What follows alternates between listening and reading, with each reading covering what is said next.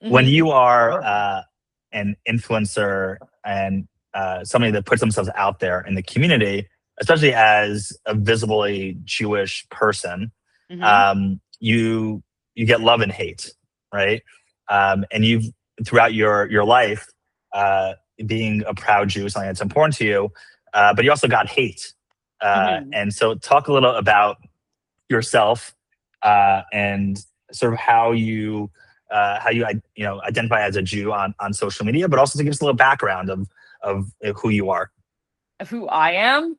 I mean, overall, I feel like I'm just kind of like a funny person, like a bit of a joke. Like that's just how I describe myself as like a human being.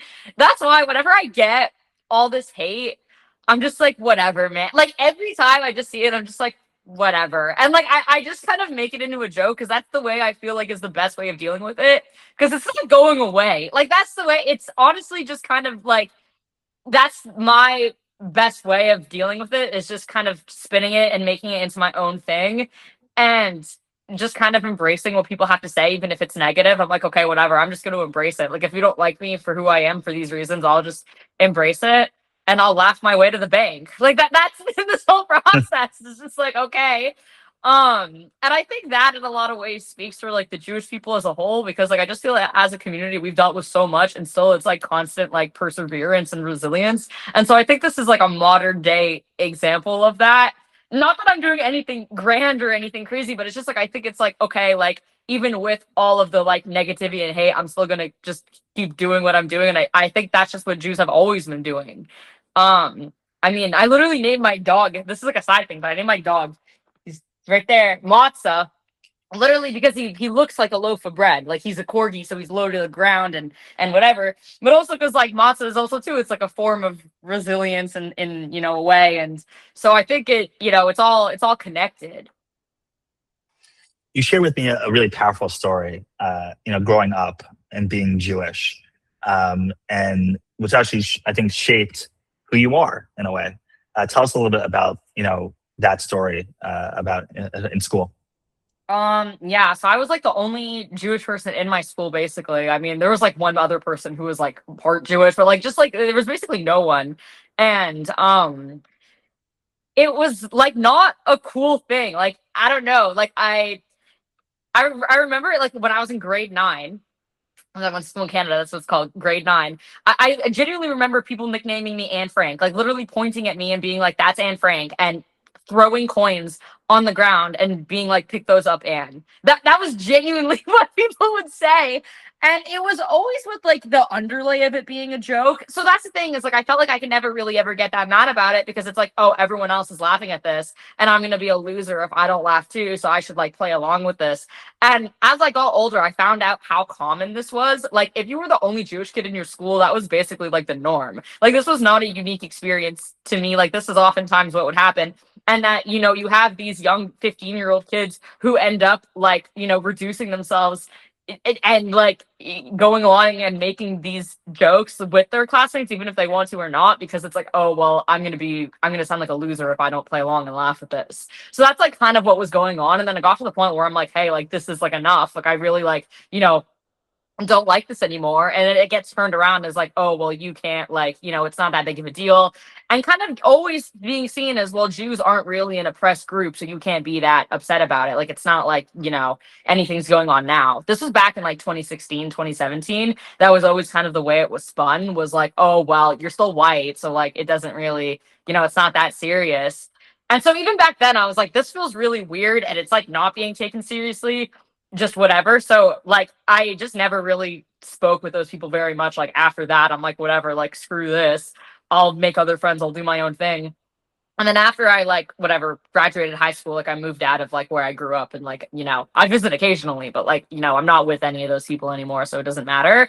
But I think that really like opened my eyes to it. It's just like, everyone watched and no one cared. Like everyone's just like, oh, like you're white, so it doesn't matter. But it's like that's anti-Semitism still is a problem. Like it still like is so bad, and even back then, no one really was like, oh. So I don't know. Maybe I'm rambling too much now, but that's like, let No, me know where to go from so here. no, so I think it's an important thing because especially as a kid, right? It's like a building block when you face anti-Semitism, when you're challenged on your Judaism or being who you are, like literally physically and spiritually and whatever it is. How did that shape you, like as you were now in a space where you're visibly Jewish, right? And why did you decide to, like, you didn't have to wear like a Jewish star like in your content, right? Yeah. Like what was that part of it? Like I'm be loud and proud of this is who I am. It's kind of just like, screw you. Like, if you don't like me, I don't care. Like, I'm gonna be who I am, and this is who I am. And if you don't like it, too bad. That's always kind of been my mindset. And like the Star of David is just kind of like a big screw you. Like I like having it out because just like, this is who I am. And if you don't like it, too bad. But that's always kind of been my message. And a lot of people now don't want to be Jewish. They're like embarrassed about it, but I'm proud of my community and where I come from and who I am. So like, I want people to know I'm not scared about it. So yeah, and it kind of accidentally became a part of like my, I guess, like, image online. But I wear my Star David every day, like, all day. Like, I sleep with it on, like, I don't take it off. Like, it's just like, I'm not going to take it off for my videos. I'm not, I'm leaving it on because it's part of who I am. So when you're creating like your content, right? It's like one of those things where, again, you're putting yourself out there in a big way. What type of experiences are you having with people interacting with your content? Because you're saying you're Jewish, right? What has been like sort of the responses, like in your comments or DMs? Like, is it positive, negative? Like, how does it balance for you? Well, it's changed a lot. So I think if you talk to a lot of Jewish influencers, most of them nowadays, especially if they're in like the pro-Israel advocacy space or all that, they only came online after October 7th. And there's been a huge change, like, in the comment section, all those things pre and post October 7th. So like, pre October 7th, it was still like relatively negative, but now it's like a whole new world. Like, it is just like, there's just things that people say in the comments, like, that have become trends. And I don't want to make this all like bad, because there are really nice parts about it that I'll talk about after. But for example, and I'm sorry about my dog making like a scene. But like, we love matzah. Yeah, no, we love matzah. But for example, like, a super common comment now, because you can comment photos on Instagram, is just like, like a screenshot of like, oh, Benjamin Netanyahu sent you 7K. Like, that is literally just like a screenshot, and it'll get sent and it'll have like 3,000 likes. And I'm just like, okay. And it's just like a thirst trap. And it's like, that's the comment. And like, it gets, much more sinister. Like, there's comments of people just stepping on the Israeli flag. Like, you have that. People were not bold enough to comment that 3 years ago. Now people know they can comment that and get away with it. And it's like acceptable amongst like Gen Z and young people to hate Israel. So it's like, okay, like, I'll comment it and I know nothing's going to happen. So that's become much more common. And just this like meme-ified version of it, where everything is like a meme, like screenshots of everything turn into memes. Even just like, the whatever Orthodox people celebrating something, it's turned into a meme, like all of those things. So the comment section's a lot of that. It's just me, existing and doing my thing, and people will respond like that. But there are a lot of like, positive things that I like, see. Like, there's so many people I get comments from all the time being like, I love that you talk about Judaism, and I love that you like, post about this and you're proud of who you are. And there are a lot of people that genuinely are curious and who are like allies. They're just quiet. Like, that's the thing, is that the loudest people, it's like a small minority of very loud people who like are very negative, but there's a lot of people who quietly watch and are like, oh, this looks cool. Specifically on my Snapchat, I have like almost 500,000 followers on Snapchat. That's like my biggest social media following is actually there. And I have a huge international following of people from all over the world, like literally random, like Saudi Arabia and Pakistan. I have like random people from there, and I have like teenage girls and like whatever, like in the US, but it's just like a widespread. I have 50-year-old men from Saudi Arabia who are following me, being like, ooh, my Jewish princess, you look so good today. And it's just like, what's going on here? But there is a lot of that going on that's nice and positive. And I notice some people, they're like probably thinking, oh, that's weird. But to me, I'm like, oh, it's kind of sweet. Like, people are saying nice things, and it's like, I'm the first and probably like first Jewish person or whatever, only Jewish person they probably follow on here. And they're just like, oh, look at this girl, like doing Shabbat, that's cute. That is really what the average person, they just kind of see it and they're like, oh, okay. Like most people are not looking at it from like a form of like hatred. I feel like that when it's casual, and I think that type of content's important too because it's just me existing, and the average person looking at it is just like, oh, that's cool. So I think that's like important to note too. Yeah. What I found is that, you know, when I was looking for Jewish joy, right? You popped up. You literally like you were on my like it showed there, right? Yeah, oh my It was. god. I was like, what is this? Like, what is happening? But what you're doing, like every influencer or content creator has a certain like vibe and like interaction that you want to create for the audience, right? Yours is a dynamic and needed, especially now, because I would say this is that there are different ways to look at content creators and influencers. You have to break through the noise, and that is really hard. It is like one of the most important things.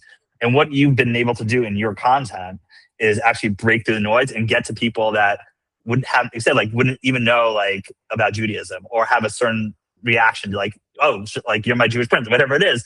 But like my boobs bring Jewish joy, and you can clearly laugh about, but they do. And I know that sounds insane, but at this point, I'll take it. At this point of where we are, I'll take it. And I know a lot of people do mean well by it, and I'm like, all right. I mean, there's nothing really inherently wrong with it. That I'm just like, okay, like seriously, it's like, if all of these, men from Saudi Arabia want to come with that, like, oh, like my princess, have a nice dinner.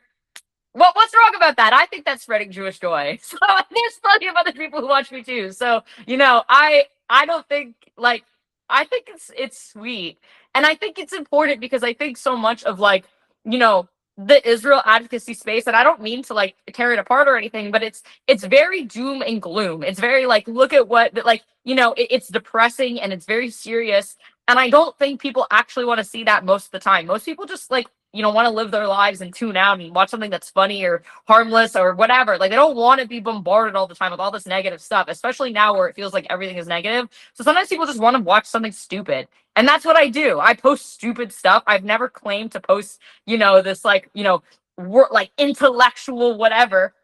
I post stupid stuff and people watch it. Clearly, even I think it's stupid. I think what I post is so stupid, but a lot of the time it gets millions of views. People watch it. I make money, and I'm like, well, okay, so it works, and and I have to tell you, it's what's needed now because you hit on something important. Wait, repeat that. Sorry, he barked again. What you hit upon right now is so important, and it's one of the reasons why like. I co-founded Impact, right? To bring Jewish joy. Like you got to combat anti-Semitism, stand with Israel, and promote Jewish joy. But you have to find the things that will like the joy can overtake all the hate, right? In a way, right? And you need different type of content to like do that, right? Yeah. And when you're able to do that, you can actually impact the narrative, right? And what you said was saying like there are people who would never interact with you if you, let's say, weren't Jewish, right? Or they already have this understanding of what Jewish people are, but you're giving them like this outlet to engage. And when you're doing something or saying something, whether it's stupid or whatever, it's still you're there and you're showing you are a proud Jew. And, and you're loud and proud, and no matter like what anybody says, this is what I'm continue doing. And the doom and gloom will always be there. But when you have that Jewish joy, that's our fire. Yeah, and like it translates into your like everyday life as well, and like that's kind of what I guess I've tried to have done is there's just so many like negative stereotypes and terrible, perceptions of Jewish people, that Jewish women are ugly, that they're like needy and just all of these things. And I'm like, no, screw that. Jewish women are hot. Most Jewish women I know have big boobs and are funny and have great personalities. And, that should be, recognized. So yeah, most of my friends are Jewish women with big boobs, and we go and live our lives and have fun and people watch, and that's spreading Jewish joy. And I think that is like a whatever. That's good. That's a good like I think it's fun that it's like, okay, yeah, there's just a bunch of like pretty young Jewish girls doing this. Like why not? So yeah, like is it this like revolutionary profound thing? No. but like, it's just us having fun, and I think that's important. That's, hey, sweetie pie, come on. And then again, like I was saying earlier, I lost a lot of my close friends, or three of my really close friends, after October 7th. And like a big thing for me was like, making new friends, or like becoming better friends with people that I already was friends with, that I like had this in common with. And like I think, social media has like really given me that space to be able to do that. And you can like see that in my content with like the girls I'm friends with, like they're genuinely my friends. Like there's a bunch of Jewish like creators I work with like all the time, like girls like Gally Galan and Jackie Byrne. I don't know if like you know who any of these people are, but like there's a bunch of of these girls that I like hang out with regularly and work with, and we all are genuinely friends, and we all share this sentiment about being these Jewish women online who basically all randomly got followers. And we're like, okay, we have this public image. Everyone associates us with being Jewish and with Israel and with what's going on, in Israel now, which again, like, we have no control over anything, but we're getting because we're public figures, we get like, so much like hate for things that we have no control over and have nothing to do with. It's important that we have each other to, have each other's backs, because we're the only ones who really understand what it feels like to be such a like public figure, especially like a woman, like, who's kind of sexualized in that way. Like only we really understand it. So that's why it's like important for us to like be friends and stick together. And that's, again, like that community is important to me. And again, it's part of like, what makes being Jewish special is that we have this community that's like, a part of my content. Again, kind of happened accidentally, but it's, part of it too. So go back to, like, you said you lost a lot of friends after October 7th. Like, what happened? What was like, like, how did this all kind of like, like like October 7th, obviously it was a catastrophe for the Jewish people as a whole. But how did your friends react who to you during this time? Well, like one of my like my cousin, one of his close friends was somebody who was held hostage. And this was something that like, it made me follow the hostage situation really closely. I was always posting about the hostages. And I think that for me, it really did feel like in my core that this could have been me, like this could have happened to me. And I think that, most Jewish people, if you ask them that, they'll feel the same way about it. And that was something that I feel like, my old friends could not understand. They didn't see it that way at all. They're like, what do you mean? Like, you're safe in like North America? Like, what are you complaining about?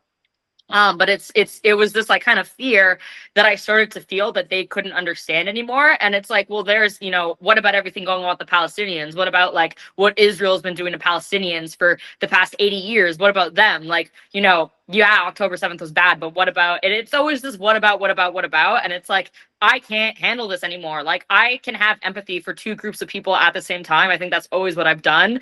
And, I'm allowed to like want the hostages to come home and think that these people shouldn't have been held captive. And I think that was like a big thing where it's like people, like a lot of my friends were very like, I don't know, they just saw Israel as being bad. And it's like, October 7th was almost like their fault. And it's like, I just didn't see it that way. And I refused to budge. And I'm like, no, like these people deserve to come home. These are innocent people. Like, you might not like everything that the government does, but like that doesn't mean that these random people should have been taken from their homes.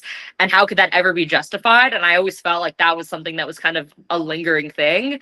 And I was just like, I don't want to be associated with these people anymore. Like, that's it. Like, this is too big a part of my life that I care about this too much. And these are my values now. And that's it. And if you don't align with me on these things that I think are very reasonable, I have friends who, vary on this to a certain degree, like a lot. But like, there's some things where like you have to like agree with me on. Like, if you think that like the hostages deserve what they have coming for them, I'm sorry. Or I'm not sorry at all.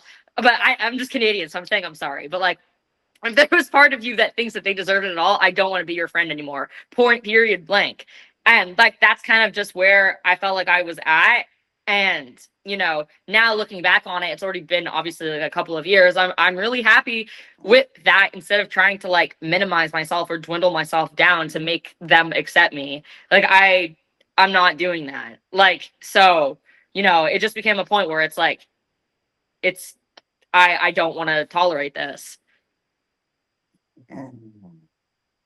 When I think about everything that you've been doing and everything we're saying. First of all, it's like, thank you for all your work. Like, I think you're one of the few people I've met in a long time that gets it. And a lot of people just don't get it. You know, like they can say they get it. Like he talked about like, you know, advocacy and thing, but they're actually, the reason why we're losing on social media is a couple of reasons. One is there's a lot of hate, you know, about for the Jewish people in Israel on social media, and you need people like you who you first of all you have this like energy that like that a lot of people don't have to put themselves out there, right? And you're willing to do it, right? And you understand it. Like a lot of people don't understand, like you have to do this in order to like, if you're going to engage or whatever, but you actually break the narrative. Yes, you can do your own content, but like you have this potential that nobody else has because they just can't get to those people. It's just they're like we call them the useful idiots, right? Like there's a lot of useful idiots out there, right? It's also a really, like, people think that being an influencer is like the easiest job in the world, and like it's easier than a lot of other jobs. I'm not going to come here and like complain to you about that, but being like a public figure like that is not for 99% of people. I want to say, like, people think that they can do it. I don't think most people are built for it. You have to be so okay with people hating on you 24/7, and like I don't think the average person is actually like able to deal with what that feels like to have millions of people see you regularly and comment these things, and to just be able to like leave it out of your mind, like that's really hard to do. So that's the thing, is like I don't blame people either for like thinking they can. Like you don't, it's hard to know what you're signing yourself up for until you're actually in it. And that's the thing, is like I was in it before October 7th, so like I've seen this transition, and like to start now it would be hard. Like I have to say, like to willingly sign yourself up into like this, like it's hard. It's a stressful like thing to have so many people watching you like that. But like I love what I do. I've had so many amazing opportunities, and I personally like, I'm so grateful and happy to be in the position I am. I just think that it is not for the vast majority of people. I did this interview in Brooklyn 2 weeks ago, and it was outside the Park Slope Co-op, where they actually took out a lot of the Israeli products, right? And so we created the Impact Snack Crew. We gave out bamba in front of the Park Slope Co-op to people, showing you're hateful, but Israeli snacks are delicious, right? And I was interviewing, and we created a snack crew like in Queens and Brooklyn and Long Island and Westchester, like over 22 locations, to show like BDS is bigotry and Israeli snacks are delicious. And in front of the Park Slope Co-op, I was interviewing this woman who's, you know, African American Christian, and it got so many views, right? And then we started looking at the comments, and it was all this hate. Like it was like it had some love, right? But that hate, I was like, oh my God, first of all, I love the hate. Like that means that they're watching it, you know? Like that's always been my thing, is like, well, like engagement is engagement, like it's gonna make money. And that's like, there's, you know, at a certain point it does cross a line, but when it's just people being like negative like that, that's why I don't let it bother me. It's like, okay, like you're sitting on your couch at home commenting this, like you're not doing anything productive with your time. Like, what are you doing? Like, that's why it's like, who are you? You're overweight and bald, and you're calling me an ugly Jew. Like, keep that to yourself. Like, seriously. Like, that's why, like, I see this stuff, and I'm just like the people who leave the comments, I'm like, you're also like, you're not a happy person. Like, any happy, sane person is not like doing this stuff. Like, so it's not leaving hate like that. And that's why too, like a lot of young people who are very, very progressive too, who do it, like it works both ways. It's people on both sides are doing this stuff. And I'm just like, you're not a happy person if you're policing every single person's little move. If somebody does one tiny thing wrong, you're canceled. Like that's what happens now online too. And it's like, if that's how you think, you're a miserable person. So that's also why I just don't let it bother me. And it's all engagement in the end. But yeah, if you post anything pro-Israel at all, you're gonna get hate. Like you're just gonna get hate. It's become even a thing to call things spiritually Israeli. I'm not sure if you've seen this at all. That's like a new meme online, like to call something spiritually Israeli. If it's like I don't know, like you can look into it more, but there's like lots of like meme culture and things that have like spun out of this that like I think it's hard to even explain to older people, but within like just like I don't know, Gen Z, it's like that's how they view Israel now. It's just like, oh, like, you know, it's crazy.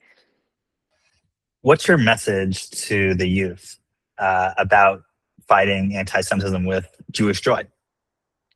Oh, I think be unapologetically yourself. I think that's always been my main takeaway is that no matter what you do, people are not going to like you. So you might as well just be like who you are because people aren't going to like you anyways. So like, don't be like a fake version of yourself. And like, if you're Jewish, you're Jewish. Like, just embrace it. Like, so like that's kind of been my whole thing. And like, if you're embarrassed about it, like I think it's kind of like seen as this embarrassing thing to be Jewish now. And I think it always kind of has been a little bit. Like I remember growing up, it felt embarrassing for some reason. It felt like uncool.